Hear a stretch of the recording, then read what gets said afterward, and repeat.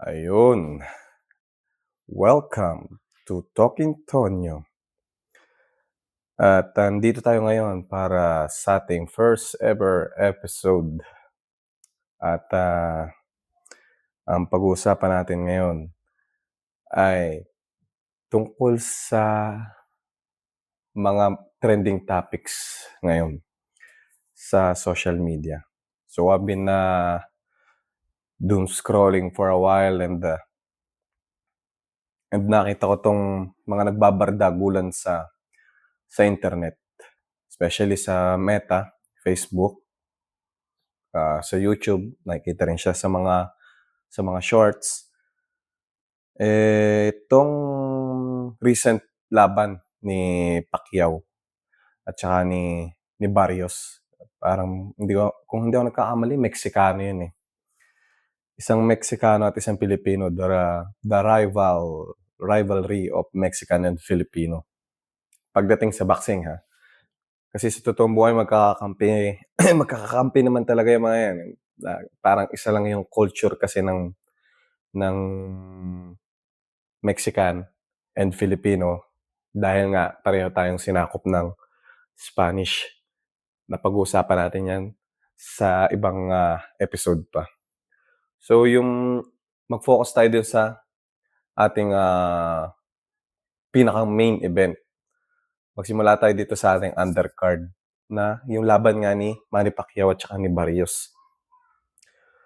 So yung laban ni Manny Pacquiao at ni Barrios na yun, well, siyempre naging trending pa rin kasi after sa ang tawag hindi naman nag-resign, eh, yung after retirement ni Manny Pacquiao, bumalik siya sa pagba-boxing kasi yun daw yung parang parang purpose niya sa buhay. Ewan ko kung ano yung mga naiisipan ng mga banal na na hinahanap kung ano yung mga purpose nila sa buhay. Tangina, dami mo na naging pera, hindi mo pa rin alam kung ano yung tunay mong purpose sa buhay. Naging senador ka na, naging congressman, naging politician, naging basketball player, boksingero, artista, lahat lahat nagawa mo na, eh, tapos hindi mo pa rin pala alam kung ano yung purpose mo at ngayon mo lang na-realize after ng mahaba mong, pagpapahinga.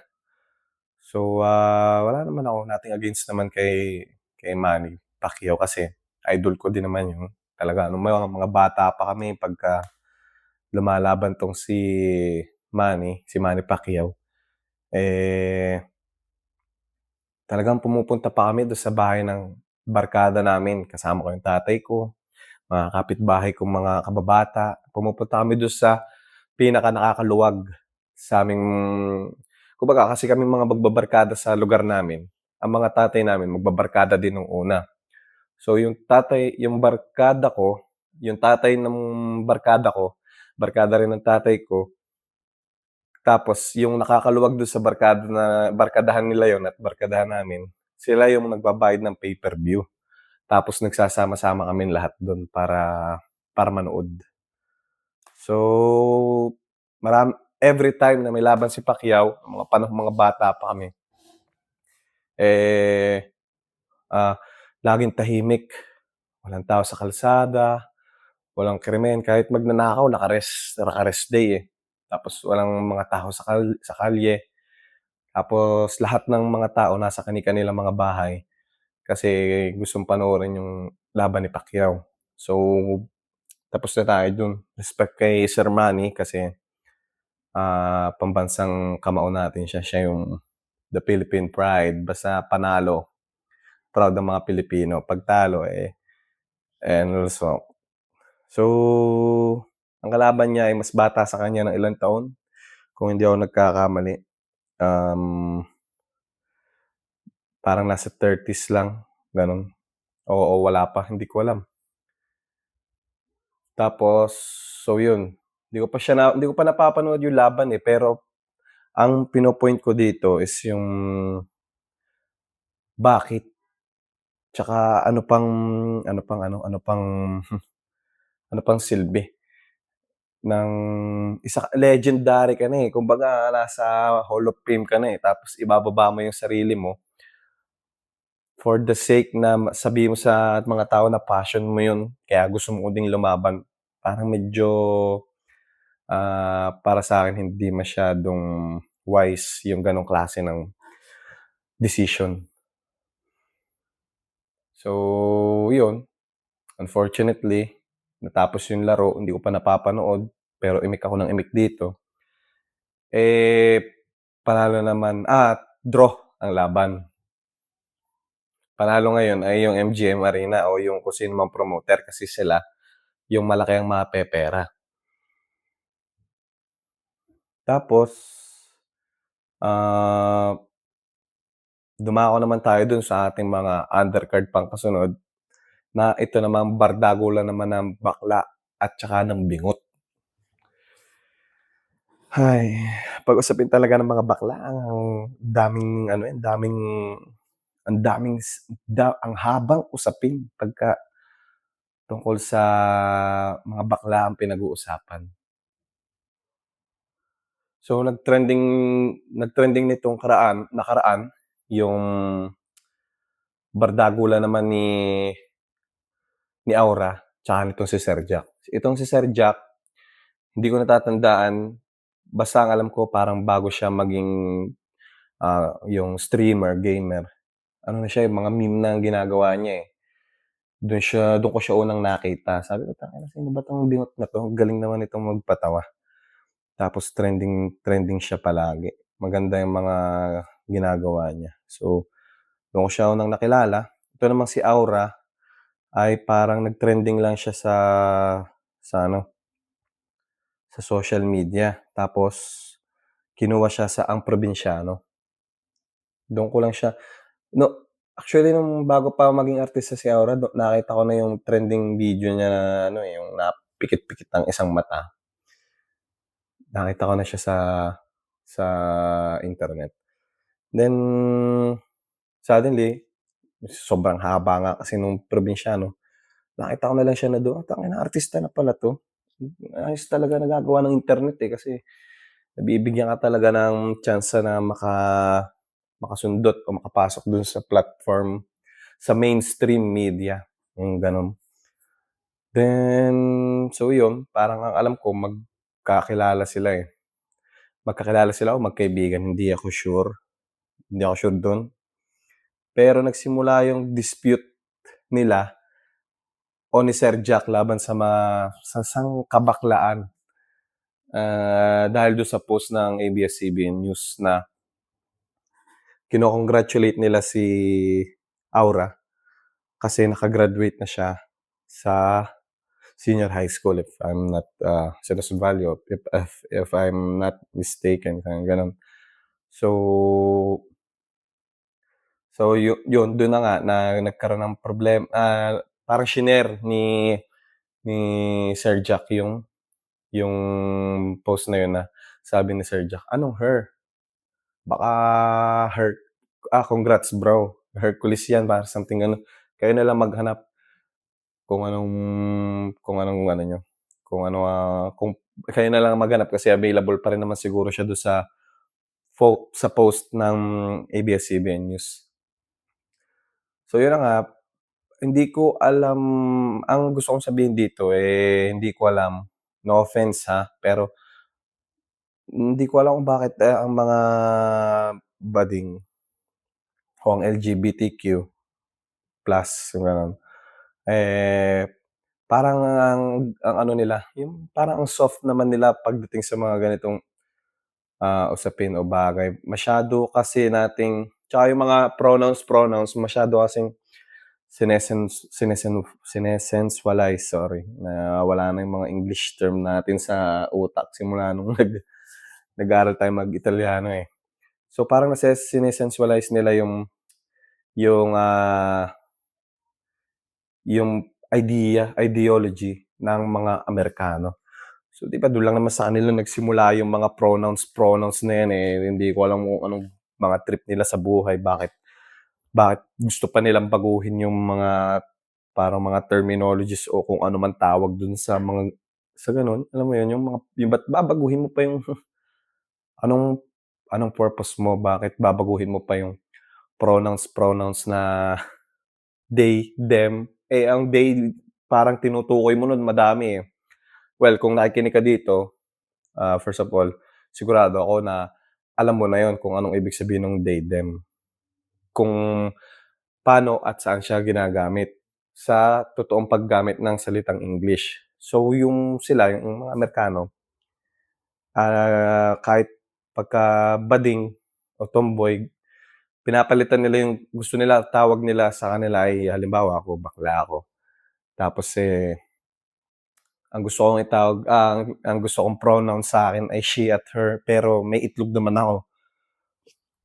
No offense, pero madami naman tayo diyang mga tropang bading, mga mga kababata, mga kaklase nung high school, mga schoolmate, kahit nung college kami sa Maritime School, meron talaga akong mga mate, batchmate ko na bading. Pero putang ina mas malakas pa ang katawan kaysa sa mga normal na lalaki. Yung barkada ko nung high school, tangina laking tao nun kasing laki ko yun, 6'1" kami pareho pero kaya niyang bumugbog ng dalawa ko, eh. Dalawa ko, dalawang kasing laki ko na kasing katawan ko ngayon, kaya nung gulpihin ng siya lang mag-isa, eh, dahil mas mas malaki siya sa'kin, eh, mas makatawan siya, eh. May naikwento nga siya sa'kin nun na maritime student dun sa school nila sa Enverga. Binugbog niya talaga si Man, walang nagawa sa kanya. Eh, siyempre tangina sabi ko, "Pare putang ina, kahit bakla ka ang laki mo naman tao." Sabi ko, "Kahit ako hindi kita kakayanin." So yun, tsaka yung mga classmate ko yung ka-officer ko nung college si batchmate Hiwatig, rest in peace. Ngayon, nung kami nagte-training pa, sabi niya nilalandi-landi niya ako, parang kinukulit-kulit niya gano'n, tapos pinakitaan niya ako ng biceps niya na putang ina mas malaki pa sa bicep ko 'to, Ta's pinakita niya yung calf niya sa binti, tangina tingnan mo 'to. Sabi ko, putang ina ang laki ng katawan mo. So anyways, allora,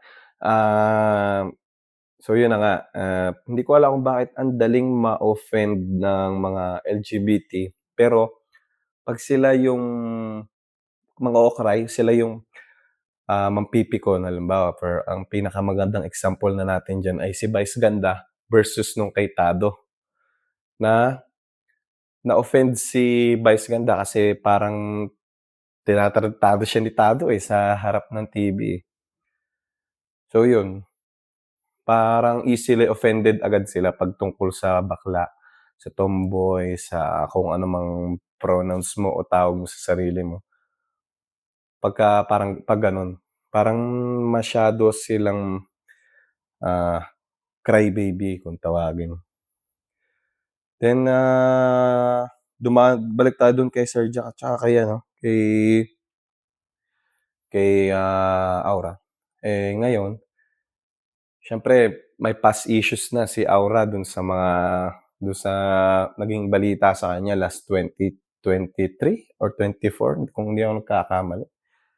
Tungkol dun sa yung unang buga ng balita, ang sabi si Aura daw ay ipinagtanggol ang babae na hina-harass.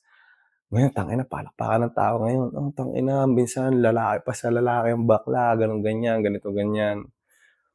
Pero nung lumabas na yung CCTV footage tapos lumabas na yung katotohanan, yun pala naman, alam na, alam mo na kung ano nangyari. Ayun, so quiet na lang tayo dun, alis tayo dun sa topic ng mga bakla kasi kasi ayoko ding ma-offend yung mga kaibigan ko tsaka kamag-anak na alam ko namang hindi ma-o-offend, kasi alam ko yung point of view nila, na mag-a-agree sila sa'kin pagdating dun sa mga ganong bagay. So yun na nga, nagbardagulan yung dalawa sa Facebook, pero parang yung fan page lang yung kay Aura, eh. Parang hindi naman yun hindi si Aura yung gumagawa nun. So siguro, naging professional na rin yung bata. Hindi na siya pumapatol sa mga ganong klaseng usapin. Kasi hindi naman siya at the first place, hindi naman siya yung nag-post at sinabi niya yung sarili niya na siya ay she. Kapito, nage-gets mo? Ang nag-post naman nun na ABS-CBN, so tinarantado lang nitong si Sir Jack, si Aura. Kaya yun, nagbardagulan na, kinakancel naman ngayon si Sir Jack nung LGBT community. So, hanggang ngayon nakikipaglaban pa rin si Sir Jack laban dun sa mga bading, tapos kakampi niya daw lahat ng mga guding. So, tapos na tayo dyan. Alis na tayo dyan kasi masyadong mahabang topic. Mahaba na topic ang topic tungkol sa mga bakla. Kaya bakla tomboy, kung ano man ang gusto mong itawag.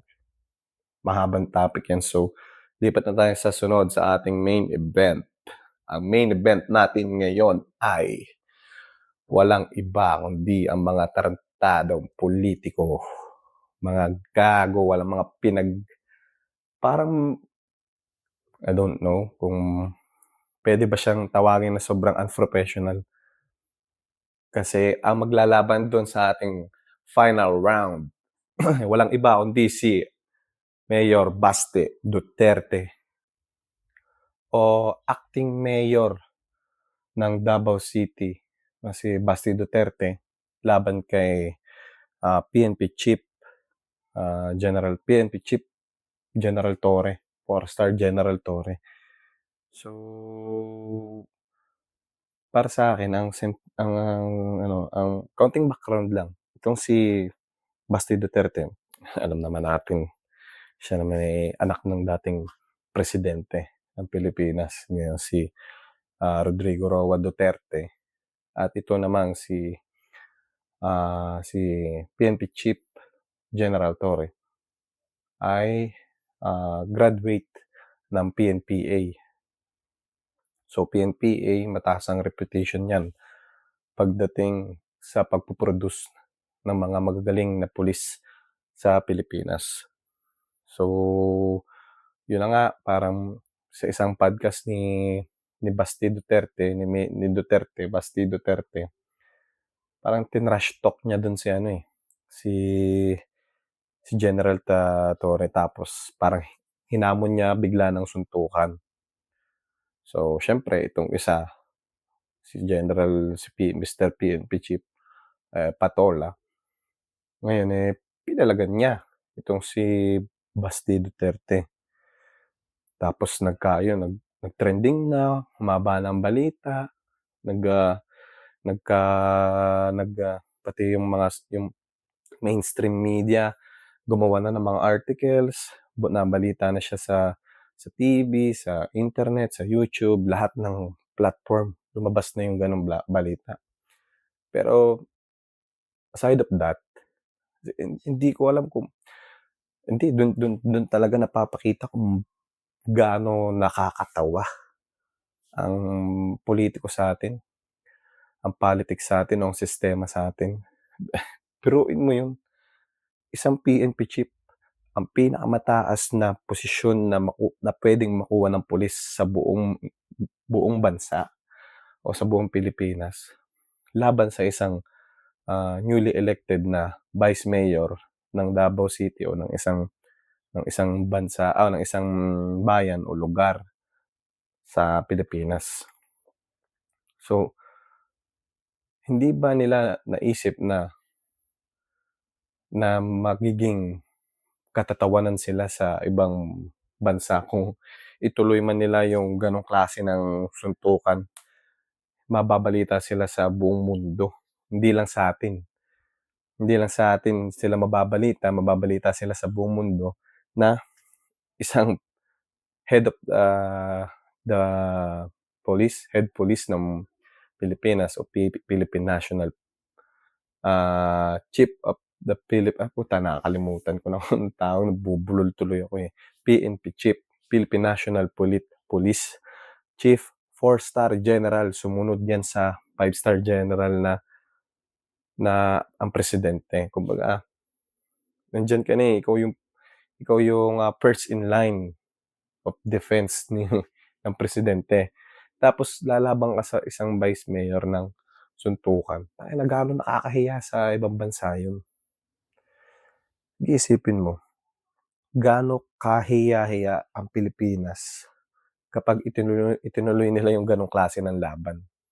Mababalita ka sa ibang bansa na, sa halimbawa sa Amerika, the PNP chief of Philippines and Vice Mayor of Davao City has agreed to mag-boxing. Putang ina, tanga. Tangina, tanga tanga talaga pagka gano'n. Parang masyadong unprofessional and uneducated yung gano'ng klase ng setup. Parang parang barbaric ano yun, parang barbaric, act na sinusulsulan naman ng mga kapwa pulitiko at ng mga negosyante sa Pilipinas. Tingnan mo gano'ng kaloko, gano'n kawalang yang mga tao sa Pilipinas. Kung nasa tamang pag-iisip kayo, hindi niyo dun pa lang sa una si Baste Duterte, hindi na siya manghahamon, kung nasa tamang pag-iisip siya, eh. Siguro, he was, acting tough like his father. Eh, minumura-mura niya, ginagaya niya yung style ng kanyang tatay. So, ito namang isa patulang, nagsalpukan na, mga sirang tuktok. Tapos pagkatapos niya naghamunan sila, sumunod pa 'to, si Ping Lacson na sumulsul na may kilala daw siyang isang, philanthropist o mayaman na tao, kilalang tao na payag na gamitin yung event hall o yung isang resort and casino. Tapos ito pa si Gadon gusto mag-referee. Si Kuya Kim nakita ko sa isang post na gagawin daw, MC sa event. Kung halimbawa matuloy yan ano, tangina, fight of the century, mga gunggong. Ay naku, Pilipinas. Hindi ko maintindihan kung anong klase ng mga tao ang mga nandiyan sa atin. So ikaw, anong nasa isip mo? Tama ba na maglaban? Tama ba na maglaban o mag-boxing? Mag-boxing, ang isang dalawang, ah, mataas na pangalan sa Pilipinas para for the sake of clout o for the sake of, anong tawag dito, yung pera para sa pagtulong sa mga nasalanta ng bagyo. Well, actually para sa'kin, okey naman yun, okey naman sana yung ano, okey naman sana yung purpose. Maganda yung purpose na tutulong sa mga tao. Pero puwede naman sigurong tumulong kayo na hindi na kayo magsusuntukan, alam mo yun? So, yun lang, sa susunod uli.